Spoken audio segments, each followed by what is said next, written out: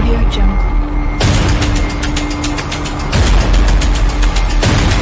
Audio Jungle. Audio Jungle.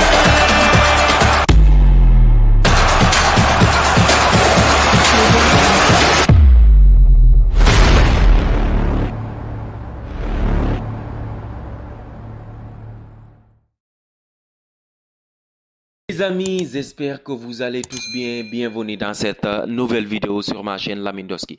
Abonnez-vous les gars, activez la cloche de notification, partagez les vidéos, likez et surtout commentez les gars. On va faire un avant-match. Comment battre l'Inter de Milan ou Giuseppe Meazza. Comment s'imposer à Milan, comment s'imposer en Italie, comment les battre, comment les assommer, comment se qualifier en finale de Ligue des Champions 2024-2025.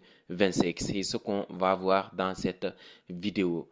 Mais en attendant, abonnez-vous les amis, comme je vous l'ai dit en début de vidéo. Donc, Inter de Milan, FC Barcelone pour le compte du match retour de Ligue des Champions 2024-2025 en demi-finale quand même. Le match aller c'était 3-3 et les deux équipes sont en forme je dirais parce qu'ils ont gagné en championnat et ils sont toujours en course pour remporter leur championnat respectif. Le Barça qui a gagné à Valladolid 2-1 en retournant la situation. Et surtout l'Inter de Milan aussi a gagné contre le Hellas Vérone et l'Inter est à 3 points du FC Napoli. Et ça reste 3 journées. En Espagne, ça reste 4 journées et le Barça est à 4 points d'avance sur le Real Madrid. Donc le Barça a un petit matelas d'avance. Sachant que le Classico, ce sera le dimanche prochain à 14h heure GMT. Il va falloir gagner aussi. Mais ce qui nous intéresse, c'est ce match contre l'Inter de Milan. Un match, la tension monte. Franchement, c'est le match de l'année pour le FC Barcelone. C'est la semaine la plus importante du FC Barcelone cette saison. Gagner à Milan et surtout gagner à domicile aussi pour le Classico et mettre le Real Madrid à terre. Donc, Barça, Inter de Milan, il y a beaucoup de choses à se mettre sous la dent. Il y a des absents, il y a des joueurs qui reviennent aussi, surtout du côté du FC Barcelone. Non, on va commencer du côté de l'Inter de Milan. On a vu Benjamin Pavard à l'entraînement. Il y a aussi des sources qui nous confirment que Lautaro Martinez veut participer coûte que coûte à cette demi-finale. Donc, il travaille très dur pour revenir. Donc, il y a de l'optimisme. Je ne sais pas si ce sont des fausses informations ou pas. Mais Lautaro Martinez, c'est un cadre de l'Inter de Milan et c'est un joueur très important. Il y a un Inter avec ou sans Lautaro Martinez. J'espère qu'il sera absent quand même parce que c'est leur meilleur joueur quand même. C'est leur capitaine, c'est leur leader offensif aussi. J'espère qu'il sera absent.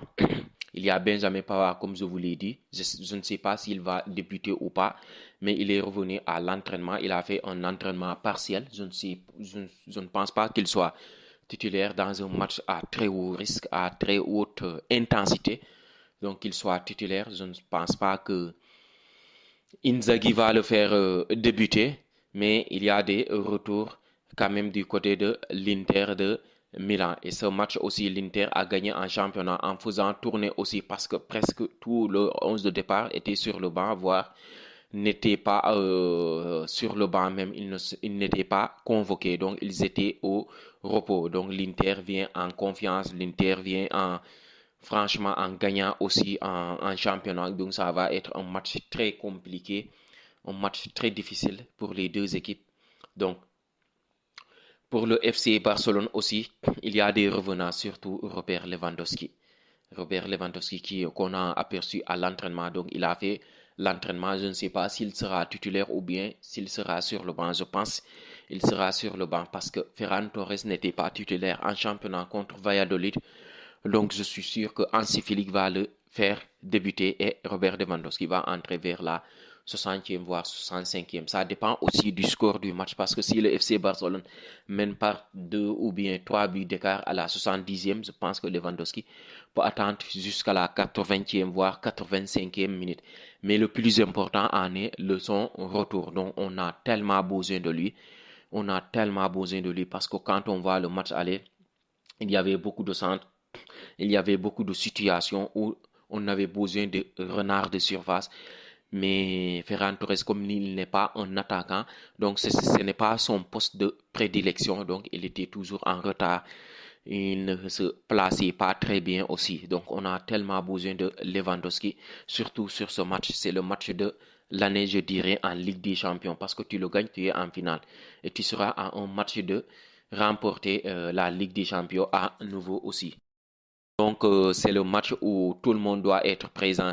Mais malheureusement pour le FC Barcelone, Alejandro Valde sera forfait. Je pense qu'il sera forfait. Il n'a pas encore débuté son entraînement avec le groupe.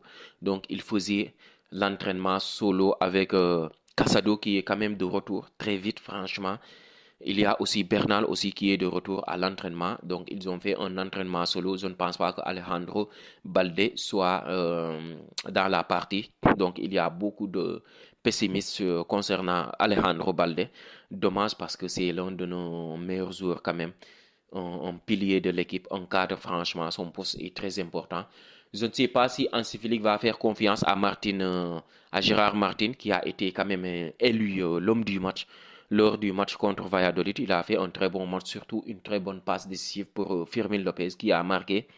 Il y a aussi un questionnement aussi sur le poste de numéro 10 aussi entre Firmin Lopez et Dani Olmo. Parce que Firmin Lopez, franchement, il fait une très bonne saison. Il fait des rentrées extraordinaires. Et quand il est titulaire aussi, il parvient à tirer son épingle du jeu. Donc, il est très phénoménal. Il a marqué ce week-end. Il est en confiance. Il a besoin de jouer. Et il y a Dani Olmo aussi qui a été recruté pour ses grands rendez-vous aussi. Donc, Dani Olmo, surtout dans les petits espaces, il peut nous faire du bien. Mais le problème avec Dani Olmo, c'est qu'il n'a pas été flamboyant contre le Real Madrid et surtout contre l'Inter. Donc, en sachant que ce sont les grands rendez-vous, c'est pour ça qu'il a été recruté. Donc, je ne sais pas qui sera titulaire, mais je pense que Hansi Flick va faire Dani Olmo. Il va le mettre titulaire et Firmin va rentrer en deuxième mi-temps aussi. J'espère que Dani Olmo va se réveiller enfin, et surtout voir le bout du tunnel et surtout nous faire un grand match et nous qualifier quand même. On a besoin de lui, on a besoin de sa technicité, on a besoin de sa capacité à marquer des buts, sa capacité à faire des contrôles orientés et surtout à orienter le jeu et surtout à jouer avec ses partenaires, surtout avec Lamine Yamal, Ferran Torres et surtout Rafinha aussi. Et surtout, parlant de Rafinha, c'est le jour où jamais, franchement, c'est le match de Rafinha en fait. Parce que ces derniers temps, il n'a pas été extraordinaire. Alors certes, il marquait ou bien il faisait de passes décisives, mais il n'a pas été flamboyant comme en début de saison. J'espère que c'est son match. J'espère qu'il va élever son niveau, il va tirer son épingle de jeu. Franchement, on a besoin de toi, Rafinha. Si tu veux gagner le ballon d'or, c'est aujourd'hui, franchement, c'est aujourd'hui qu'il faut gagner le ballon d'or. Donc, on a besoin de toi, Rafinha. Franchement, j'espère que tu vas faire un très grand match aussi. Je pense que sur ma composition, parlant de Rafinha aussi, comment ne pas parler de Lamine Yamal comme toujours, comme d'habitude, Lamine Yamal. J'espère qu'il fera un très bon match, plus qu'un match au match aller. J'espère qu'il va faire la différence. Et surtout, il est en course pour le ballon d'or. Et d'après Opta, c'est le grand favori pour remporter le ballon d'or. Donc, on espère qu'il fera un très grand match et qu'il va nous qualifier. Il va marquer, il va faire des passes décisives. Je n'ai pas dit une seule passe décisive, mais des passes décisives. Pour ma composition départ aussi, je préfère mettre une défense centrale avec Araujo et Koubarsi, latéral gauche. Je mets Inigo Martinez parce que je n'ai pas confiance en Gérard Martin, surtout au match à l'extérieur au Giuseppe Meazza, quand on sait comment joue l'Inter quand même avec des attaques rapides. Surtout, je préfère Inigo Martinez. Alors certes, ce n'est pas son poste de prédilection et surtout, ce n'est pas un latéral de métier, mais il va se contenter de défendre en fait et surtout apporter son expérience. Au poste de latéral droit aussi, je mettrai Eric Garcia à la place de Koundé parce que Koundé est blessé. Donc, je mettrai Eric Garcia. Au milieu de terrain, je mettrai le double pivot entre Pedri et Frenkie de Jong.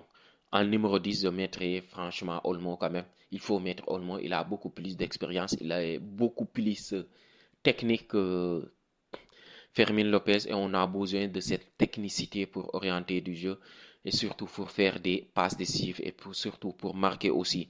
Et en attaque, Lamine Yamal, Rafinha et surtout Ferran Torres aussi pour faire la différence. J'espère qu'on va gagner. Et surtout, je vois le FC Barcelone se qualifier, peu importe si c'est en prolongation ou bien au tir au but ou bien même dans les 90 premières minutes. Mais je vois le FC Barcelone s'imposer par 2 ou bien par 2 buts d'écart, je pense. Oui, par 2 buts d'écart, style 2-0 ou bien 3-1, surtout 3-1. Donc les amis, j'espère que la vidéo elle vous a plu et si c'est le cas, n'hésitez pas quand même de vous abonner, activer la cloche de notification, surtout partager les vidéos. On se donne rendez-vous dans les prochains jours pour une nouvelle vidéo. Pourquoi pas un débrief très heureux avec une victoire exceptionnelle du FC Barcelone. Ciao, ciao!